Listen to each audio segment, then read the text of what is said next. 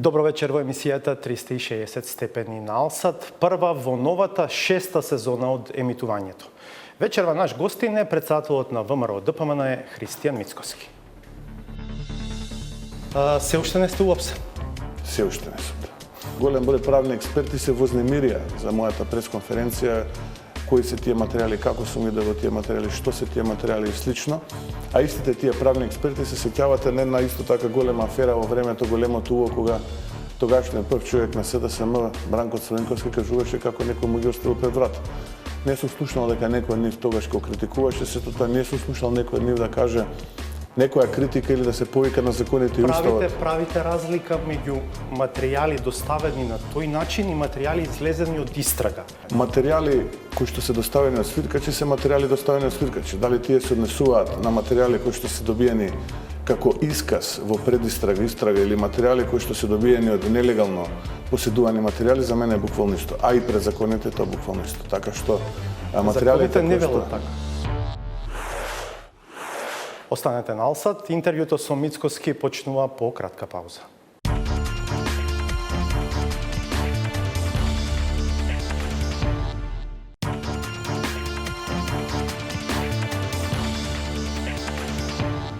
Ако ја видовте генералната најава, знаете дека вечерва наш и ваш гостин е Христијан Мицкоски, лидер на опозицијската ВМРО ДПМН. Добро вечер, добре дојдовте. Добро вечер и благодарам на поканата.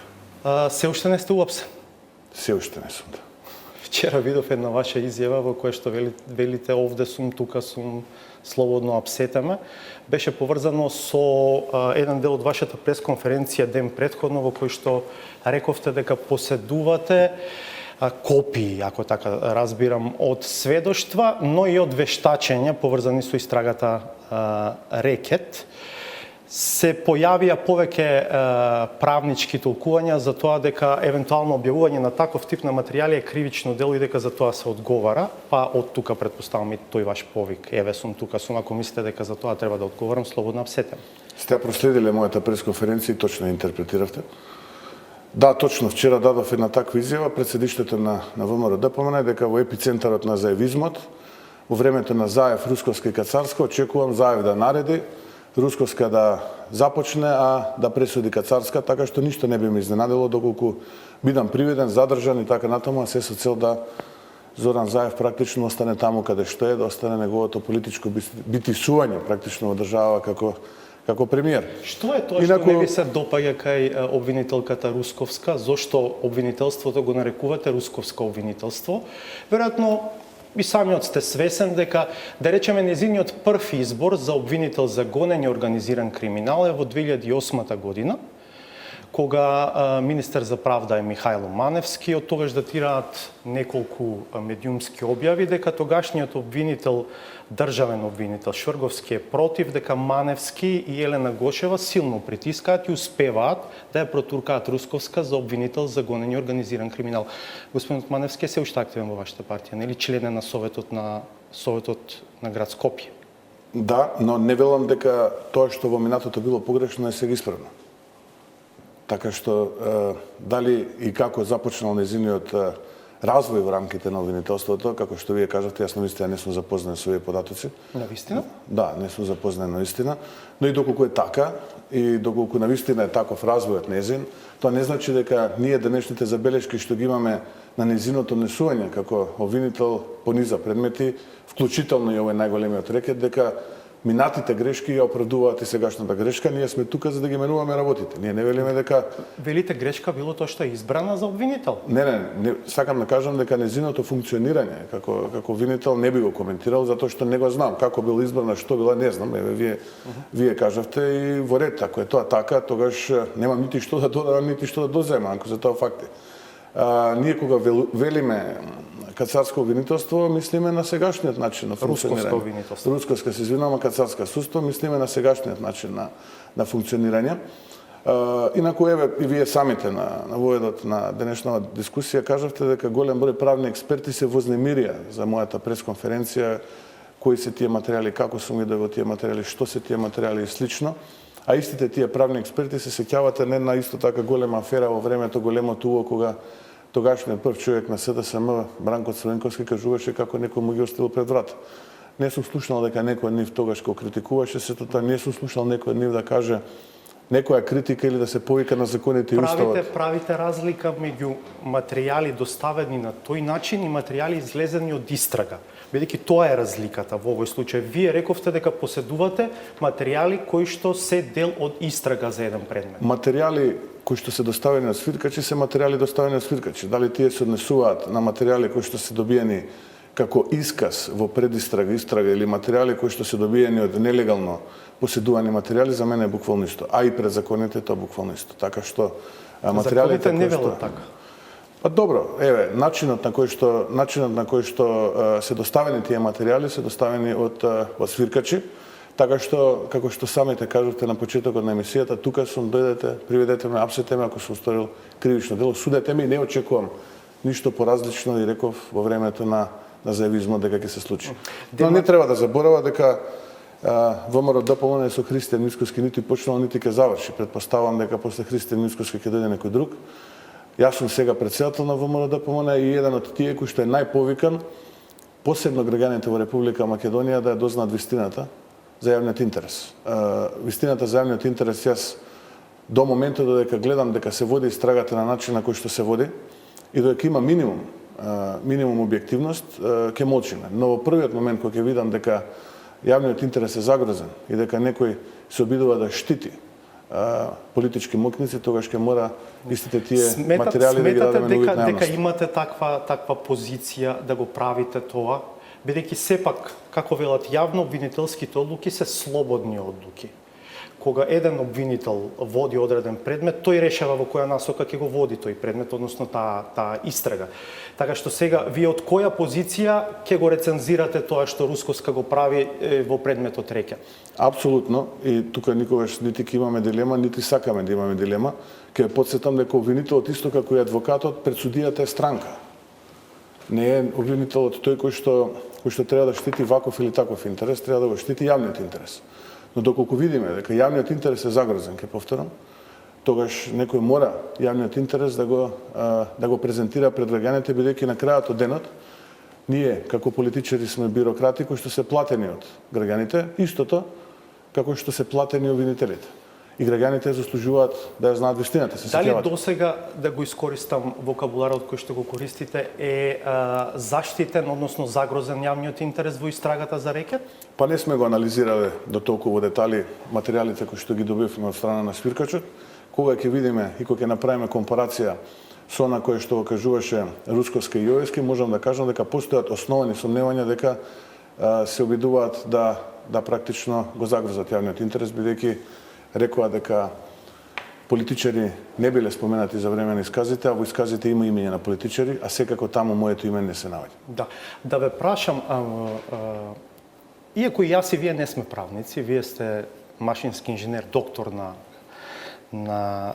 науки, професор на машинскиот факултет, јас сум новинар, но мислите дека еден исказ од било кој човек во истрага може да биде доволен основ за да се сомневате дека такво нешто се случило? Оти секој може било што да каже, така? Тоа ако потоа не се подкрепи со дополнителни изјави, сведочења, докази, може да испадне и дека не било точно. Ја разбирате, претпоставам, тезата. Да, се слагам, Васко, со вас, апсолутно. И немам никаква дилема. Исто како што претпоставувам, вие со мене ќе се сложите дека исказот на едно лице за случајот 27 април неправедно внесе во затворска казна луѓе кои што се осудени на 18, 15, 12 години, затоа што истите тие лица таму се наоѓаат поради исказ на само едно лице, без ниту еден доказ. Ке ве потсетам, обвинителството тврдеше дека тоа било појдовна основа, но дека тие поседуваат и други докази. Зборувате за изјавата на еден од осудените во едниот од случаите за 27 април, Нинџа, така? Точно. Кој што посочи дел од поранешното раководство. Јас се обидувам само да ви направам правна аналогија. Имаме искази. Врз основа на овие искази имаше судски процес, предпоставувам врз основа на овие искази исто така ќе има судски процес и обвинителството ќе има можност. Но јас пак би велам, обвинителството велеше дека таа изјава потоа ја подкрепило и со други докази. Ако ми дозволите да дадам одговор на вашето прашање, и ако поразговарате со адвокатите на лицата кои што се осудени со затворски казни од 18, 15, 10 години и така натаму, ќе ви дадат многу едноставен одговор дека врз основа само на таа изјава и тој исказ кој што патем речено 3 пати е менуван, тие луѓе се наоѓаат таму каде што се без ниту еден материјален доказ. Така што мора да бидеме честити. Ако честито ги гледаме работите, тогаш ајде да ги гледаме. Ако овдека имаме исказ, да се чекаме да видиме дали ќе биде покренато обвинение, дали врз основа на тоа обвинение ќе имаме судски процес, па дали тој судски процес ќе заврши со осудителна или ослободителна пресуда. Јас верувам во презумцијата на невиност, но истовремено, бидејќи ме прашавте дали еден исказ е доволно, еве јас ви дадов една правна аналогија како на еден исказ, на еден само, дори замислете во 49-та 2 искази биле потребни, сега имаме еден исказ, има луѓе кои што се наоѓаат по 18 години во затвор. Јас мислам дека тоа не е точно, но добро. Тоа е ваше мислење, затоа јас ви упатувам на адвокатите на тие лица. Јас видов соопштение правно од мислење обвинителството ден по тоа, бидејќи се Кој е ова појавија русковско обвинителство?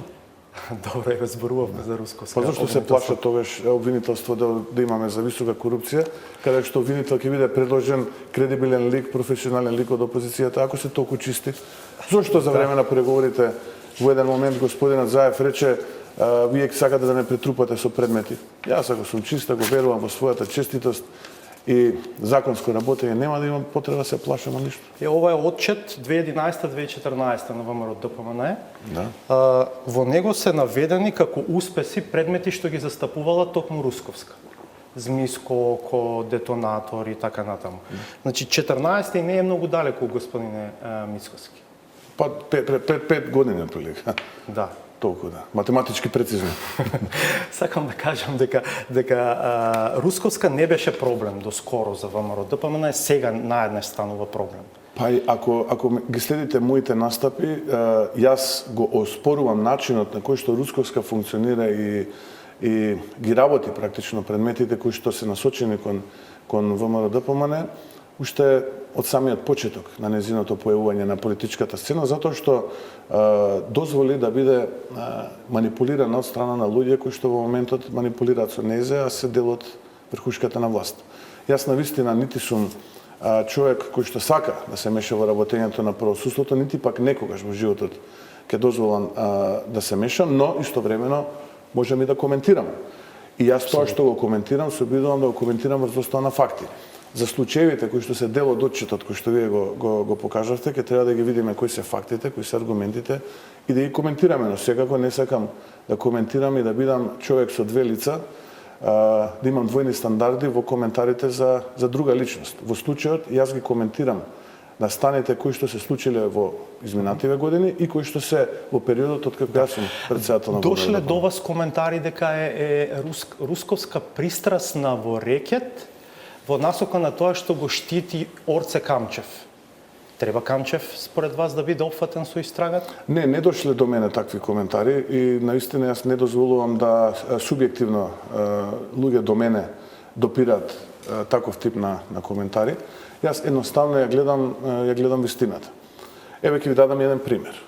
Го имаме поранешниот генерален секретар на СДСМ, господинот Кирацовски, кој што самиот доброволно рече јас не сум замешан, честит човек сум, немам ништо работа на надвор од законите и отиде таму да даде исказ. Веднаш после давањето на исказ излезе надвор, се соочи со новинарите и првата работа што ја каже излажа. Вика јас со лицето Бојан Јовановски прво осомничението се видел еднашка зада. Потоа на социјалните мрежи се појават најмалку 10 слики, дури во една слика гледаме како господин Кирацовски му музицира во еден ресторан на господинот Бојан Јовановски. Понатаму, за мене исто така е прилично симптоматично, ако случајот е пријавен во мај, како се дозволи Катица Јанева до август месец, практично во меѓувреме да го искористи својот годишен одмор, да се појави на плажите кај нашиот јужен сосед, а при тој да го форензички чисти телефонот и практично дел од доказите да ги сокрие. Понатаму исто така е за мене прилично симптоматично, зошто еден висок функционер од страна од редовите на СДСМ кој што примил поклон Лобутин скапи чевли, исто така не е повикан да даде исказ. Тој е познато на обвинителката и на обвинителството, затоа што во оние материјали кои што преку лаверита ги слушавме, видовме и слушнавме дека се организирале вечери во домот на првоосомничениот на кои што присуствуваат лица кои што се денеска високи функционери од СДСМ. Јас само ако ми дозволите, јас само барам сите оние имиња кои што таму се споменати да бидат повикани да дадат исказ. А потоа истрагата, може да истрагата ќе констатира дека нема дело, дека се тоа било во хумани цели, нели? Видовме како премиерот кажуваше кога нудеше подкуп за Вартоломеев, практично дека бил хуманист, а не дека нуди подкуп. Можда Русковска ќе рече извинете дека нема дело и нема да имаме судски процес. Може ли да Но, се суди? поентата е, ајде да ги видиме исказите, да видиме кои се исказите и дали врз основа на тие искази има основано сомневање да се отпочне постапка во која што има криминал. Прави обвинител. Да, ма јас ви реков каде замераме. Гледаме дека во овој случај тоа го прави невешто, а во случајот истиот тој кој што таа го водеше, го правеше со 100-метарска брзина, како спринт на 100 метра брзина, врз основа на само еден исказ, кој што патем речено 3 пати е менуван. 3 пати е менуван. И денес имаме осуденици кои што се во затвор 18 години. Изјава за предметот од 27 април, велики дека огромен дел од доказите ги собрала во предистрага, фаза која што е тајна и за која што јавноста не знаела. А дека од моментот која е отпочнала истрагата, може би некому да му се чини дека биле брзи како се вели тоа истражните дејства, но незиното тврдење беше дека во предистрага успеала да собере голем дел од тие материјали. Дозволите ми едно друго прашање да не го заборавам, мислам дека е интересно да го коментираме. Колку фотографии со некого можат да бидат доказ за нешто? Да речеме, еве, вие лично имате едно чудо фотографии со Никола Груевски, така? Имам, да. И сега И со Зоран Заев имам. Ние не можеме по таа основа да кажеме дека Мицковски е одговорен за се што направил Груевски во минатото. Точно, и со Зоран Заев имам. Исто така не можеме да кажеме дека Мицковски е криминалец, кој што исто како Зоран Заев барал мито додека бил градоначелник во општина Струмица. Исто така не можеме да кажеме. Точно, ако одиме по таа аналогија. Но истовремено, доколку имаме објективно обвинителство и го повика Зоран Заев за случајот подкуп, во кој што објективно ќе го води тој случај, и ме повика мене Христијан Мицковски да дадам исказ, видео дека има слики како се сликам со Зоран Заев, па би те замолиле да дадеш исказ зошто сте се сликале, како сте се сликале, како другарувате, колку сте вие блиски, ќе го дадам тој исказ. А за Никола Груевски? Истото и за него, да. Истото и за него. И за секој друг. Предпоставувам истовремено и за оние осуденици каде што премиерот на нашата држава исто така е вака сликан или се приметуваат тие слики на социјалните медиуми, ќе биде повикан кога тие ќе одговараат за кривични дела или некој веќе одговара за кривични дела, дека исто така ќе даде исказ. Ама чекајте. сега идејата беше до апсурд да го доведеме тоа дека Па јас го доведам до апсурд. Дека една фотографија не може ништо да каже, така? Иако кај нас се носат заклучоци врз основа на фотографии. Апсолутно. Јас токму тоа сакам да го доведам во апсурд вашето тврдење дека и правењето аналогија на моите слики со политичари и сликите каде што осомничените лица договараат реализирање на кривично дело и за тоа бараат награда на начин на кој што не може да ја добијат, како да ви кажам. А при тоа, таму се споменати имиња од типот на судика која што го замрзна имотот на ВМРО ДПМН, ќе ја потсетам, обвинителка која што води неколку процеси против ВМРО ДПМН, имаме специјална јавна обвинителка која што води X случаи против ВМРО ДПМН, така натаму, замешани се. Тоа пак ќе кажам, тоа се само искази. Ние не ги Тие викаме. не можат да бидат единствен основ за да заклучуваме дека така било. Видете, Васко, јас не велам дека треба да се повикаат пријателите на Бојан Јовановски кои што се сликаат на роденденски прослави со Бојан Јовановски, да дадат исказ зашто се познаваат и зашто се сликале. Јас велам сите оние лица кои што се споменати во тој материјал или кои што ќе бидат споменати во исказите на лицата кои што ќе даваат искази да бидат повикани да така се води на истрага. Еве, разговарајте со било кој обвинител, разговарајте со било кој адвокат, истото ќе го кажат. Ја не велам другарчињата од мало на Бојан Јовановски да бидат викани да дадат исказ зашто се сликале кога овој имал роденденска прослава или па некој друг настан.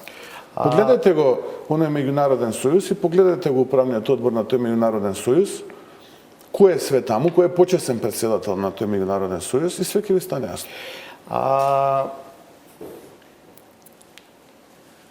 Околу документите кои што ги поседувате и вашето тврдење дека на тој начин не влијаете на истрагата, колку сте убеден во тоа од овој аспект? Нели мислите дека така обесхрабрувате луѓе кои што можеби можат да придонесат во истрагата, давајќи им сигнал дека од таму некој ги протекува тие документи, ги дава, еве вам ги дава очигледно на Инфомакс, ги дава, не знам, на Лаверита. Дали на тој начин, наместо да правите притисок истрагата да се истера целосно и докрај, верувам тоа ви е интересот, практично делувате во сосема спротивна насока, обесхрабрувајќи дел од луѓето кои што можеби имаат информации да одат таму, бидејќи еве гледаат дека се од таму тече. Како би имале доверба во такво обвинителство од кој што течат работи? Моето искуство е сосема спротивно од оваа ваша теза. Моето искуство со луѓето со кои што комуницирам и кои што се жртва на рекетот и криминалот и притисокот на овие рамиња кои што денеска се на власт е дека немаат доверба во ова обвинителство и во ова судство. И дека од тие причини не сакаат да преземат чекор во насока да ги пријават сите овие притисоци. Кога јас ќе ги упатам луѓе ВМРО ДПМН, не е место каде што се пријавуваат овие работи, појдете во обвинителство. Така што јас би кажал антипод на оваа ваша теза, дека мислам дека ќе се чувствуваат посигурни доколку има контролор кој што ќе го мониторира необјективното и субјективно работење на Русковска во овие случаи.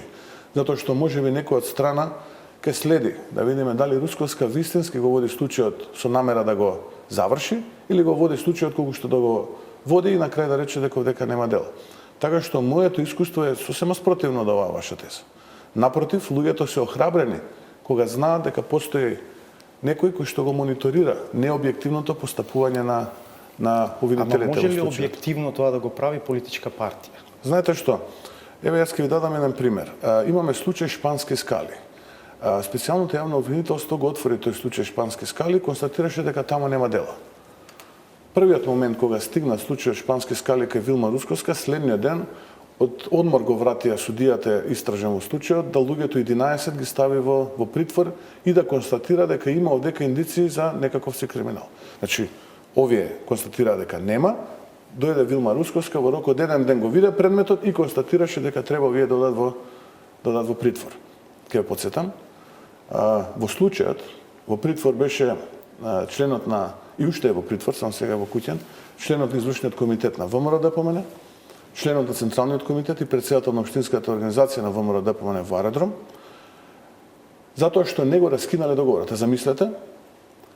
Замислете, никој од тие кои што се денеска актуелни министри, бидејќи тие уште го немаат раскинат договорот, влакно не фали. Тоа е објективноста во истрагата? Ќе направиме пауза за реклама и па ќе се вратиме со разговорот. Благодарам за сега. Бидете на осад.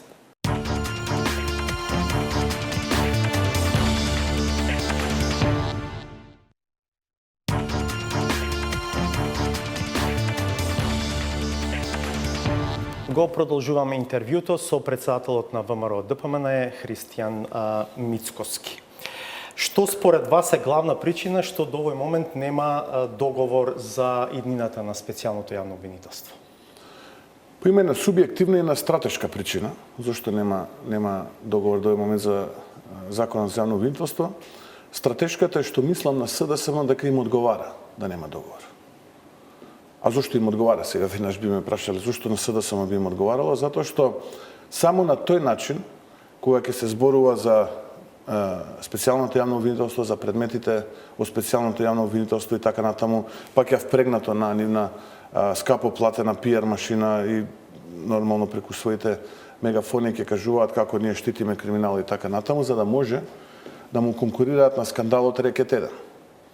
Сега не знам како ќе му конкурираат на скандалот Рекет 2, па на 3, па на 4 и така натаму. И мислам дека колку подолго оваа тема за законот за јавно обвинителство и колку подолго се лиферува тезата за специјалното јавно обвинителство, толку они мислат во перцепцијата кај неопределените дека еве колку толку ќе парираме за случајот Рекет 1. Тоа е стратешката и субјективната, што ме прашавте да завршам со одговорот.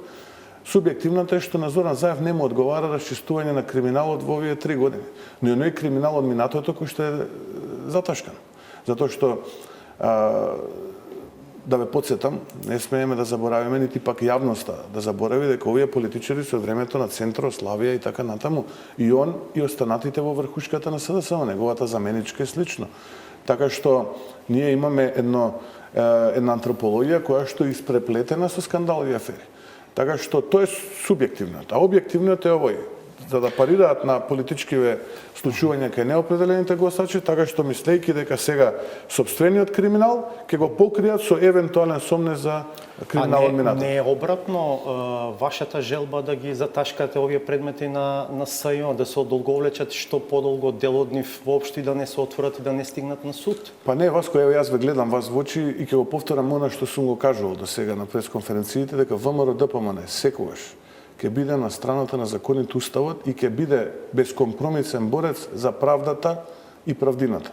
Имено, секој оној, без разлика на неговата политичка афилација, дали е дел од опозицијата, дел од власта, дали е политички неопределен, а сторил криминал и се осрамотил пред граѓаните, треба да одговара низ една фер и транспарентна судска постапка. И тука не треба да има дилема. Кога за некој ќе се отвори предмет, еве вие велите, обвинителството е пристрасно, судот е, не знам, кацарска судство и така натаму.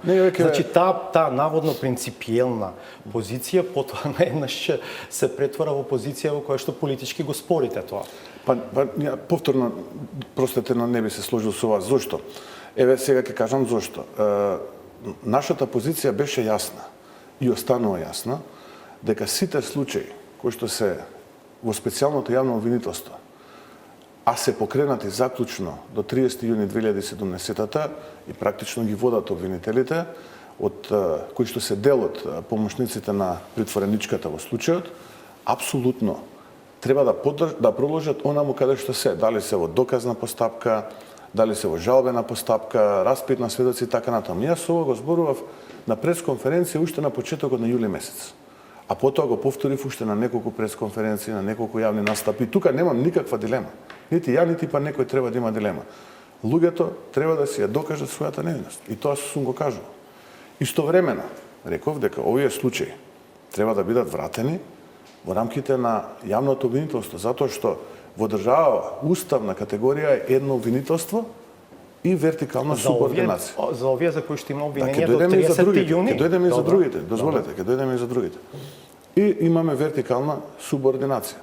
И тоа го зборував. Тогаш излезе овој Јове Скистиов и вика: сега ќе ги враќате овдека кај мене, ја ги немам тие потенцијали, не знам дали воопшто ќе можам да се справам со овие случаи. Тоа беше после мојата пресконференција, за џабе ќе губиме време. Тоа беше после мојата пресконференција, ако не се лажам, во првата половина на јули. Ова е негова изјава, јас не сум ја кажал.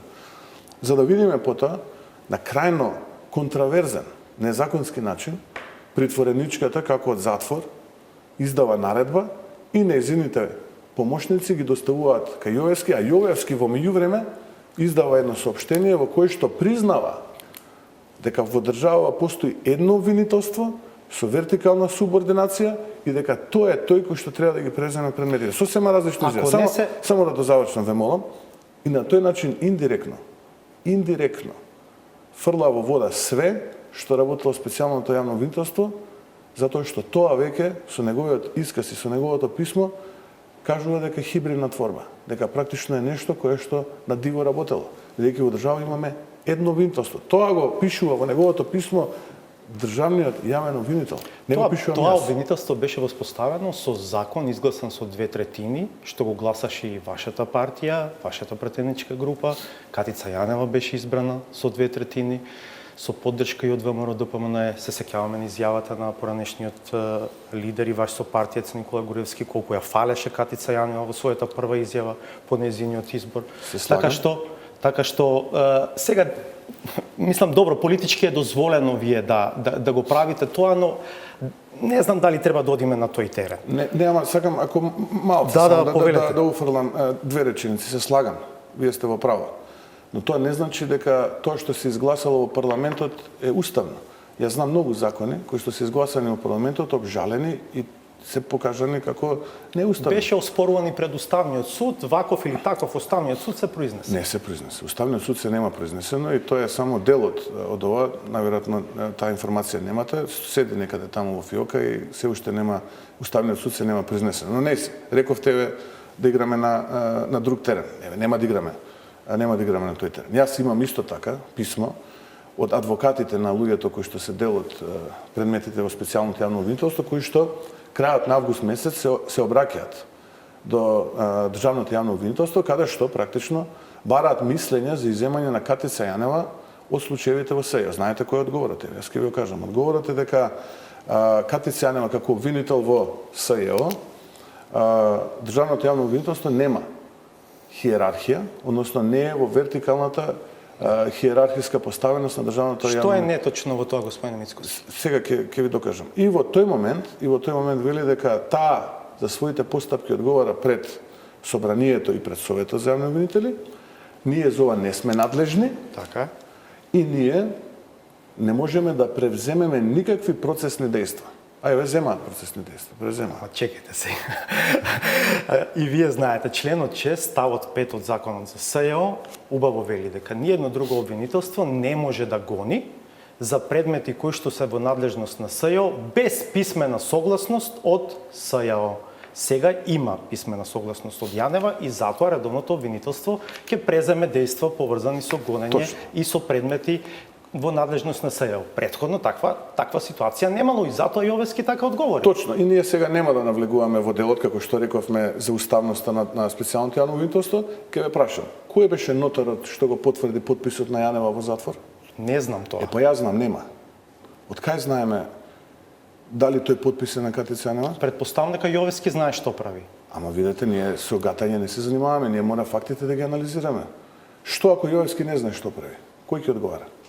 Еве, јас ви го поставувам прашањето, што ако Јовески не знае што прави? Утре ќе одговара. Претпоставам дека нема да има истата, да речеме, судбина како Јован Илиевски, кој што ништо не направи, а стана судија во Страсбург, нели? Се согласуваат. Ова не се дечки игри, ова е навистина сериозна работа.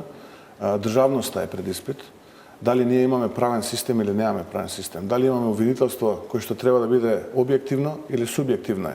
Дали имаме судство кое што треба да биде објективно или субјективно? Поради тоа што не сте јас и вие суд овдека во емисијава да кажуваме. Погледнете надвор што се случува.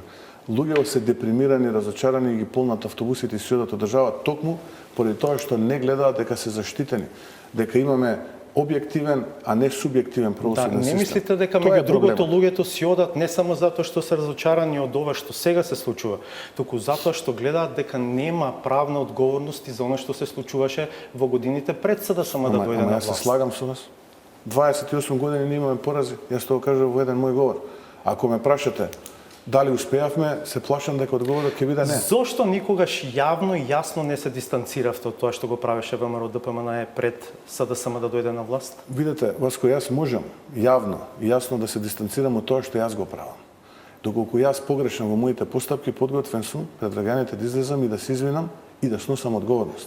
Јас во името на туги грешки не можам да се извинам нити да се дистанцирам. Ама нели е тоа основа за во името на ВМРО ДПМН утре да пледирате да бидете премиер на оваа држава? Не, тоа е основа кога ќе излезам на терен и кога ќе водам кампања и кога се среќавам со граѓаните на Македонија и кога ќе се погледаме во лице и доколку најдам на соговорник кој што чувствува дека било бесправен во тој период, да ги согледам неговите факти и доколку неговите факти или нејзините факти се издржани, да ја наведам главата и да побарам прошка. Да, тоа и го правам. Но јас јавно можам да се извинам само за сопствените грешки и грешките кои што јас во моето работење сум ги направил. Зошто тогаш Никола Груевски е се уште почесен председател на партијата? Затоа што е избран на Конгрес. Никола Груевски е избран на Конгрес и тоа е конгресна категорија. Тоа не е во контрадикција во ова што го зборувате? За тоа како понизно одите и ја наведнувате главата, се Да извинувате? се извинам, зашто Конгресот го избрал Никола Груевски за почесен председател? Ама на луѓето зашто им се извинувате тогаш? Па јас ви реков, кога ќе се видам со луѓето, разговараме на актуелни теми.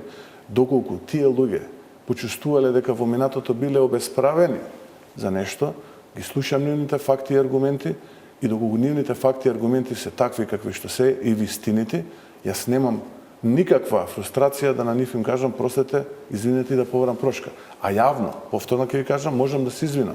Доколку јас како председател на најголемата опозициона партија сега, и доколку утре ја добијам довербата на граѓаните, ја предводам владата, направам некаква грешка, тогаш сум подготвен да се извинам и да сносам одговорност. Но во што е суштинската разлика на актуелното раководство на ВМРО ДПМН во смисла на стратешките ориентации, политиките за кои што сега се залага, а велике се залага и во иднина, споредено со претходното, каде што Груевски беше лидер? Знаете, јас би сакал да ги споредуваме тие две работи на основа на идентични ситуации, не да споредуваме баби и жаби. Затоа што јас ја преземав партијата во опозиција во декември месец 2017-та, денеска сме септември месец 2019 година. И би сакал да се споредувам со периодот кога господин Груевски ја презема партијата во 2003 мај месец и ја предводеше до 2006 јули месец, кога ВМРО ДПМН победи на тие избори. Не би било нормално и не би било алгоритамски точно ако ние го споредуваме периодов на опозиција сега на ВМРО ДПМН и ВМРО ДПМН кога бил власт. Ако го споредиме овој период и овој, можеме да ги споредуваме бројките на тогашните избори, може да ги споредуваме бројките на сегашните избори кои што ги имавме председателски, кондицијата на партијата тогаш и сега, начинот на комуникација со јавноста, персоналните кадрски решенија, реорганизираноста внатрешната и така натаму. Така што, ако сакате тоа да го споредуваме, да, подготвен сум и емпириски со бројки, но и филозофски од аспект на политика, да го споредуваме. Што ви е проценката? Ќе има договор за судбината на СЈО? Уште неколку дена остана.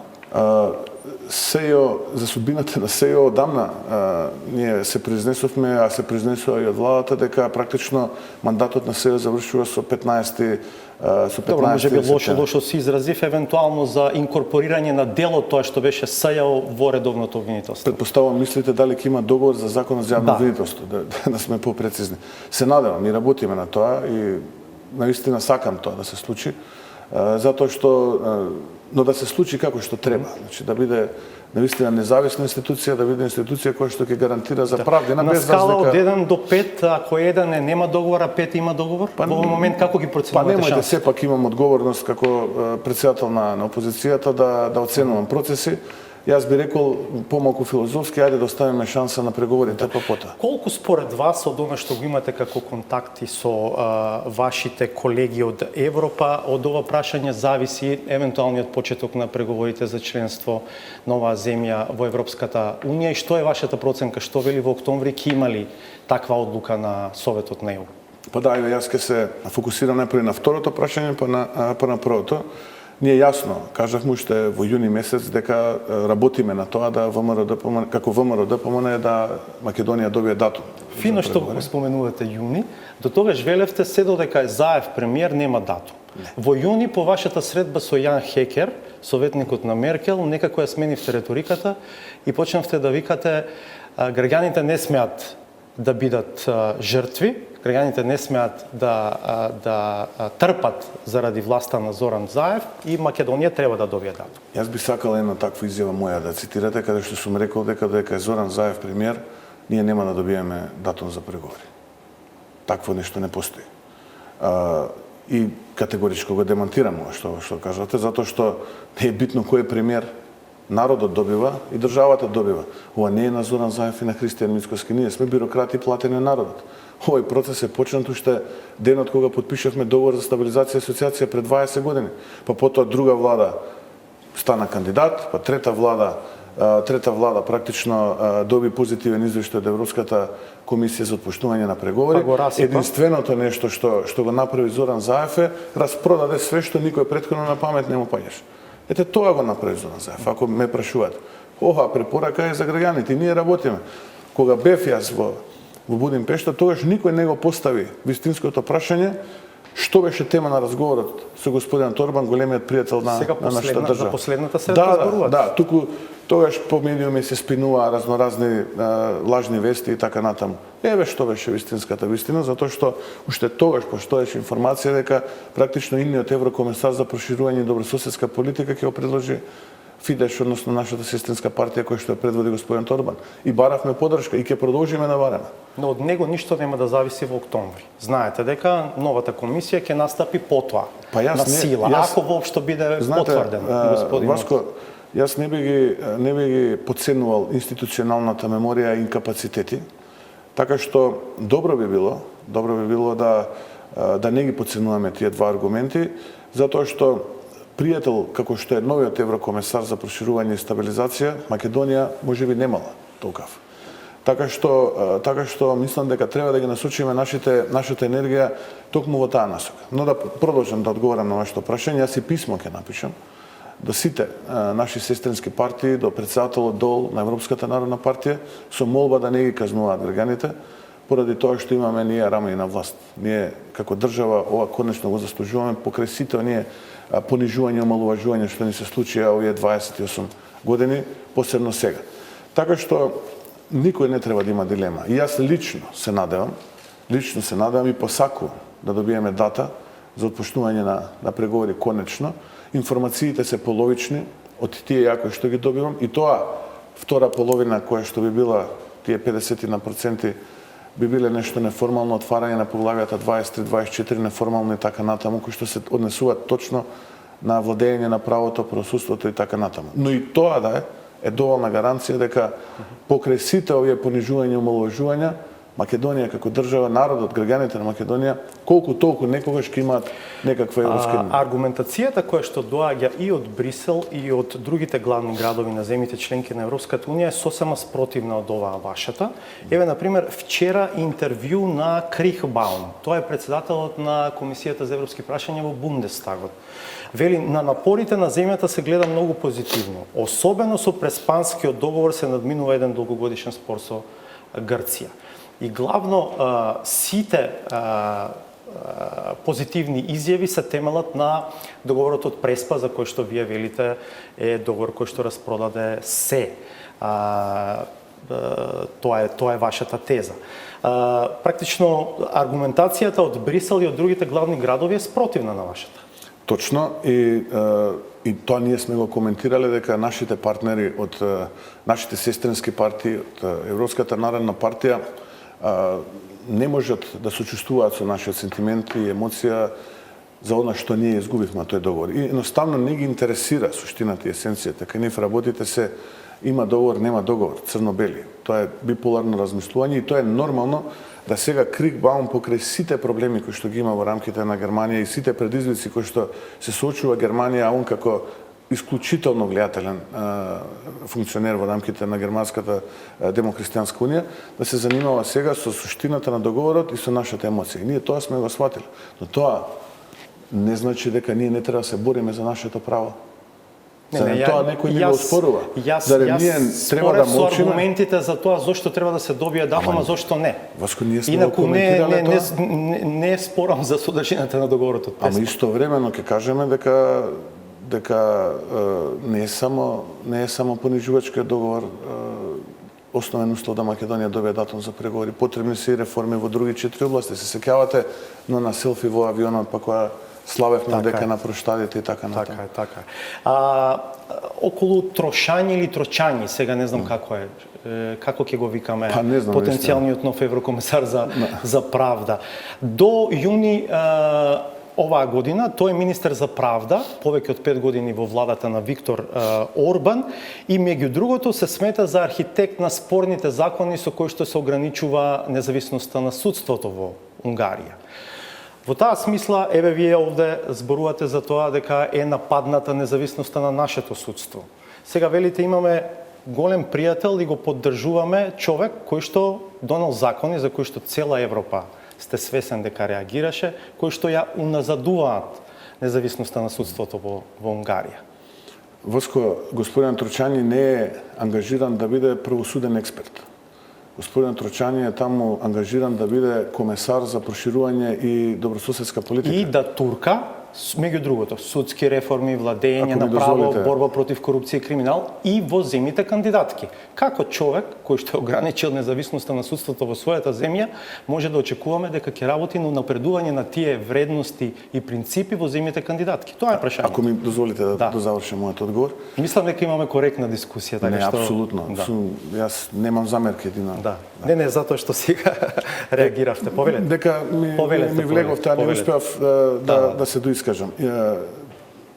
тоа е да идниот комесар кој што ќе го мониторира процесот на преговори, таму постои тело кое што го предводи господин Даниелсон, кој што оперативно ќе ги води тие преговори и за нас е добро доколку почнеме навистина од правосудството и тие две поглавја, затоа што ќе имаме уште еден практично монитор кој што ќе гледа реалната ситуација во Македонија. Инаку нити пак во минатото, нити пак понатаму еврокомесарот ќе навлегува во суштината на тие преговори, едноставно доколку постои некаде застој, негова улога ќе биде тој застој да се акцелерира. Инаку да ве потсетам последен пат, колку што знам, Унгарија е членка на Европската унија и моментално е држава заедно со Полска, каде што имаме најголем раст на економијата, која што се мери во 5-6% на квартално ниво. Огромен пријател на Република Македонија, господин Орбан тоа го има во многу наврати кажано и навистина доколку повторно ќе кажам една европска земја членка на Европската унија е пријател на Македонија, ние тоа треба да го само бустираме и да го поддржиме.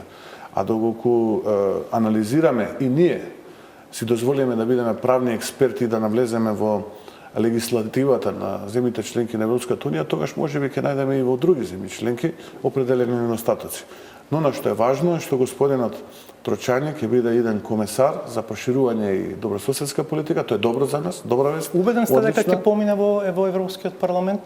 Видете, јас не сум убеден, но... Не, изборувате на начин на кој што, како да сте убеден, дека тоа ќе се случи. Простете, еве, ќе преформулирам мојот заклучок, посакувам да биде избран и доколку можам некако да помогнам за да тој биде избран, ќе помогнам. Добро, уште една пауза, па сакам уште неколку теми пред крајот на овој разговор. Благодарам за сега. Бидете на нас.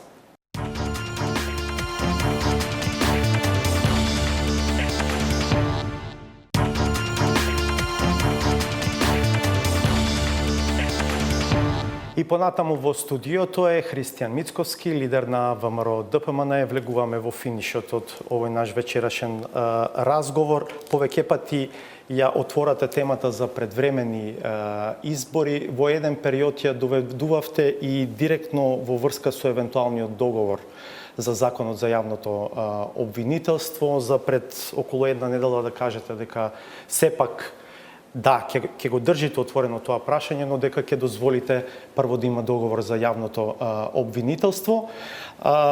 Власта вели дека би сакала да оди на редовни избори во октомври до година. Дали вие ќе продолжите да притискате избори да се случат предходно? Најпрво да дадам одговор на првиот дел од вашето прашање, на првата теза. Јас не го оценував, нити пак го условував договорот, евентуалниот договор за законот за јавно обвинителство, него едноставно на таа лидерска средба која што беше закажана таму некаде јуни-јули месец, беше некако чудно и надвор од реалноста да не разговараме за предвремени парламентарни избори покрај сите оние теми кои што тогаш ги наметна владата. Они тогаш не беа подготвени да разговараат за предвремени парламентарни избори, затоа ние не отидовме. Затоа пак сега, кога отпочна оваа средба во собранието, ние дефиниравме дневен ред. Дневниот ред содржеше и тема на дискусија за предвремени парламентарни избори. Нормално е, и не гледам што е тука чудно, опозицијата која што смета дека владата работи погрешно, дека не се одвиваат добро работите во државата, дека постои навистина едно огромно незадоволство од граѓаните за функционирањето на владата, да бара предвремени парламентарни избори. Ние сме веќе трета година од мандатот на СДСМ и Зоран Заев. Зоран Заев вели дека води на анкетите. Според објективните и нашите анкети, ние сме силно уверени дека предноста на ВМРО ДПМН при евентуални предвремени избори би била најмалку 100.000 разлика. Но има еден начин како да провериме дали ние сме во право, дали Зоран Заев е во право, а тоа е да организираме предвремени парламентарни избори. А за тоа треба 61 глас во парламентот за самораспуштање. Точно. Инаку на државотворниот капацитет на ВМРО ДПМН и државничкото однесување ние го покажавме и го манифестиравме. Затоа што наш основен приоритет и единствена цел беше како Македонија да добие датум за преговори сега во октомври. И така и се однесувавме и во рамките на парламентот, во општеството и така натаму. И мислам дека многу помагаме во таа насока и ќе продолжиме да помагаме. Но да ги почекаме резултатите од Европската комисија, од Советот, Европскиот совет практично, да видиме кој ќе биде заклучокот и јас мислам дека веднаш потоа можеме да договориме формирање на техничка влада и некаде таму на пролет да одржиме предвремени парламентарни избори. Стравувате ли од Бидејќи не гледам ниту една причина СДСМ вели води да не сме ја загрозиле европската иднина, еве ќе знаеме сега на средина на октомври, 15-18 октомври ќе знаеме, имаме, немаме и да видиме да пресечеме. Стравувате ли од вашиот коалициски капацитет како ВМРО ДПМН? Знаеме што се случи 2016-та, односно 17-та година и покрај победата ВМРО ДПМН не успеа да формира влада. Можеме да зборуваме за околностите, но фактите велат дека на крај да, така беше. Може ли да се повтори слично сценарио? Вие да победите, а да немате партнер меѓу партиите на албанците? Видете, правилото во демократијата е многу едноставно. Треба да имате мнозинство во парламентот за да формирате влада. Тоа е предмет на бројки. Доколку ВМРО ДПМН или коалицијата на ВМРО ДПМН има 61 пратени, тогаш ќе формираме влада, нормално. Доколку немаме, тогаш ќе се обидеме со некои од останатите политички партии да преговараме и да видиме дали можеме врз основа на нашата политичка програма да се договориме и да формираме влада. Што мислите вие за тој принцип победник со победник? Тој е мртов, не важи, ад акта е? Па мислам дека треба да се фокусираме повеќе на принципот програма со програма. Мислам дека тоа е иденината на политичката сцена во Македонија, затоа што не можеме ние победник професија да не биде. Или имаме заедничка програма и таа програма ќе реализираме, или ние ќе немаме практично никаков бенефит за нашите гласачи, доколку ако со победникот не може да се договорат околу програмските начела. Тогаш нити тој победник, нити овој, нити третиот победник ќе може да ги реализира двете. Во Алијанса за албанците гледате потенцијален партнер кај Зијадин Села? Во сите политички партии, без разлика дали се викаат тоа Алијанса за албанците, Демократска унија за интеграција, БЕСА, Алтернатива, ДПА или немате, останатите. бидејќи зборувате за програмска конвергенција, немате сепак чувство дека поприлично сте далеку со дел од тие партии за некои прашања, особено прашања што ги тангираат етничките албанци во Македонија? Токму тоа го зборувам, дека во тие преговори се формира програмата на владата, доколку успееме да формираме, ќе направиме коалиција со таа политичка партија, доколку не успееме, тоа е тоа, ќе бараме друг партнер и слично се до момент додека не дојдеме до 61. Но јас сум убеден во победа на ВМРО ДПМН и коалицијата која што ќе предводи ВМРО ДПМН на следните парламентарни избори предвремени од 61 пратени. Имате став за евентуална промена на изборниот модел? Па ние сме разговарале, сме понудиле многу солуции. Само немојте да ми кажувате дека сте за мнозински, не Да, знам. не ви кажам. Ја знам таа теза. Не, бидејќи Не е тоа мнозински, тоа е 120 изборни единици. Не е тоа мнозински, тоа е Не, мнозински се вика тој. The first past the post, е тоа. Точно, да. А кај нас мнозинскиот е оној кој што имаше и втор круг, се сеќавате и во изборите 98. Вие за во еден круг предлагате. Ние збориме англискиот концепт, да. Инаку имаше кај нас мнозински систем, имаше еден половичен 98, претходно 94. Не, евентуално на модификации на пропорционалниот. Помал број изборни единици, отворени листи. Боско, подготвени сме да разговараме за се. Она што треба да донесе поголем квалитет во демократските процеси, ние сме тука да го прифатиме, да го понудиме. Се надам дека и останатите политички партии се подготвени за на таква дебата. Не знам сега дали ќе имаме доволно време за следниве парламентарни избори да направиме еден таков договор и на таква модификација, но подготвени се да разговараме, да ги видиме аргументите, можеби ќе не убедат аргументите од спротивната страна, можеби пак нашите аргументи ќе ги убедат нив, така што ова е едно политичко прашање за кое што мислам дека треба една отворена дискусија, да видиме што добиваат на крајот од денот гласачите, не ние како политички партии. Да. Затоа што времињата се менуваат, политичарите се постојан мониторинг на јавноста. Реков, ние сме бюрократи платени од народот, иако ја не сум платен како бюрократ политички од народот, сепак моето примање е како професор на универзитетот, но сепак платен повторно ќе кажам од народот, бидејќи од буџетот земам плата. И треба да се држиме на тоа. Треба да се грижиме што можат граѓаните да добијат, затоа што ние можеби географски ќе ја задржиме државата, но што доколку таа не се испразни, гледаме натаму трнава. За жал, да, така е. На самиот крај сме, какви ви се односите со Кочо Ангјушев? Колегијални. Правите разлика меѓу Ангјушев, вице-премиерот и Ангјушев, универзитетскиот професор? Да. По која смисла? Па како универзитетски професор мислам дека беше посилна и подостоинствена личност. Како премиер не познав таков човек. Вице-премиер. Како вице-премиер. Да. Подготвувајќи се за оваа емисија, ме интересира, да речам, делови од вашата, условно кажано, неполитичка страна. Го видов рефератот за избор на наставник во сите наставно-научни звања од 2014 изгледа ова, кога ве бираат за вонреден професор. Да. Па интересно ми е дека Кочо Ангјушев е еден од подпишаните на тој реферат. Точно, професорката Емилија Ветаџоковска, професорот Даме Коруновски, професорот Ангјушев беа дел од рецензијата точно. Зборувате или имате нарушени односи со професорот? Не, видете, ние сме сепак интелектуалци, сериозни луѓе кои што нема никогаш да дозволат политиката да ги наруши односите, се разбира, но затоа ви кажав, еден беше Кочо Ангјушев како колега и професор, друг е сега како вице-премиер. Ваков човек не познав. Ќе продолжите да бидете наставник на Машинскиот факултет? Па да, сега од 1 октомври почнува практично наставата на Машинскиот Колку факултет. ќе успевате во полн капацитет да го правите тоа со оглед на оваа сега функција што имате? Знаете, одвеќе чекам да дојде тој ден. Часовите ми се наистина момент кога ќе можам да се отргнам од овие реални теми и да бидам заедно со студентите, затоа што тоа наистина едно посебно чувство кога ќе можете знаењето да го предадете и тоа знаење да остане некаде и тоа знаење да му помогне некому за нешто. Уште две работи. Точно е дека тенденциите се сега дека сепак повеќе студенти се запишуваат на техничките науки отколку на општествените? Па ние имаме константен број на студенти и тоа е добро затоа што сепак и машинскиот, а богами и поранешниот електор, сега факултетот за електротехника и информацијска технологија наистина секогаш биле атрактивни, секогаш сме држале до едно пристојно ниво за да пренесеме знаење на нашите помлади колеги. Имате болно чувство дека подготвувате кадри за надвор, за странство, бидејќи голем дел од тие луѓе заминуваат потоа во странство?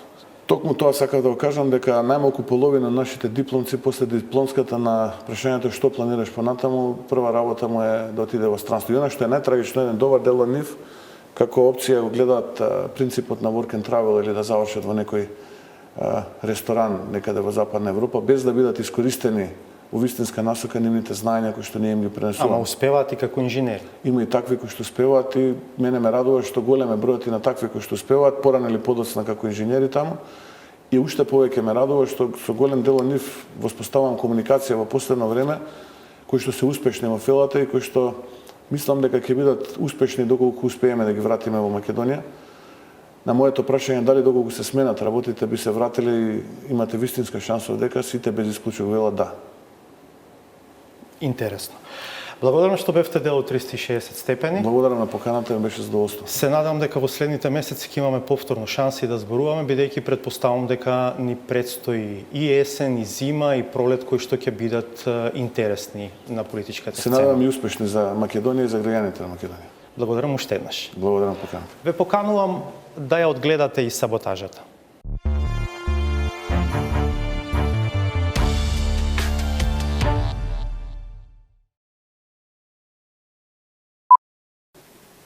Господа, тамо што сте вие околу коктелот. Како? Јас ќе молам за внимание. Ајде. Ајде, може.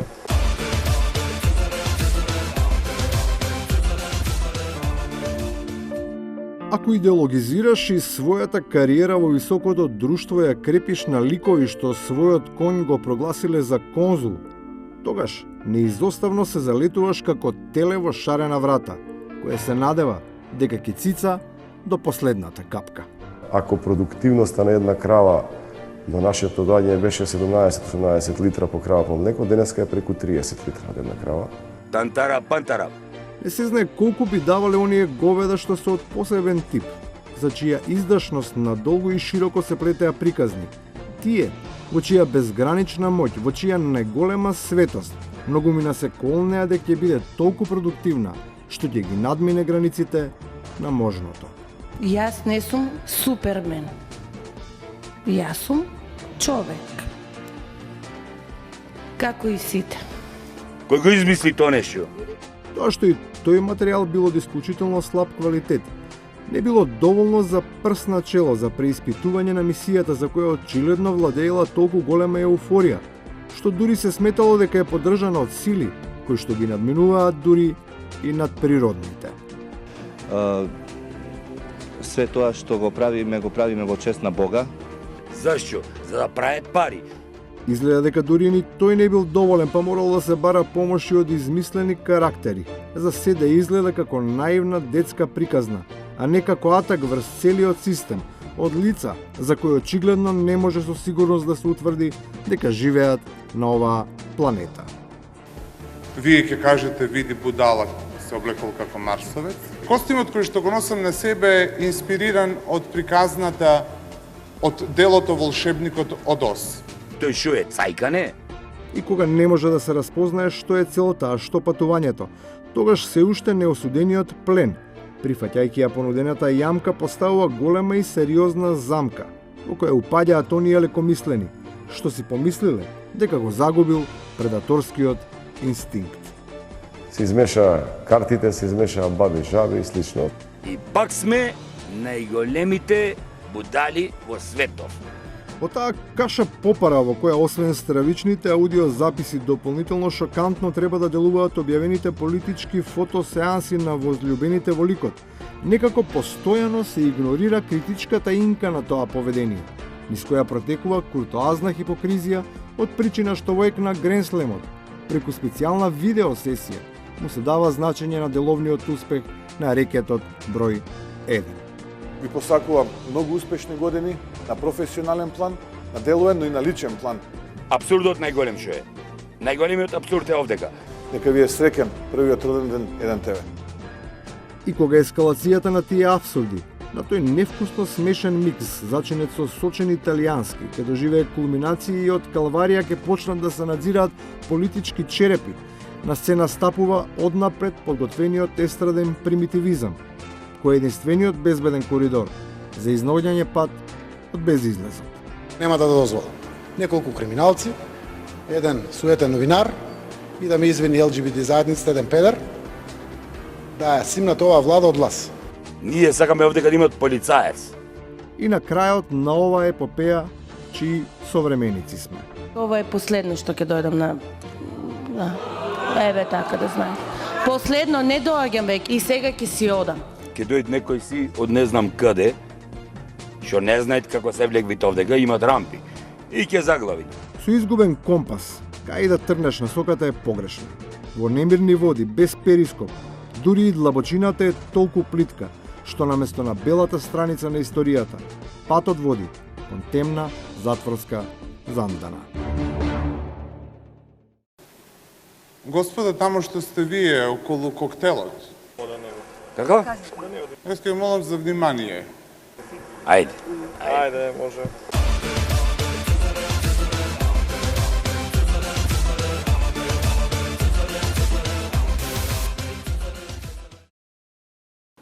Толку за вечерва. Благодарам што бевте со нас во ова прво издание во новата сезона. Се гледаме веќе в понеделник повторно од 22.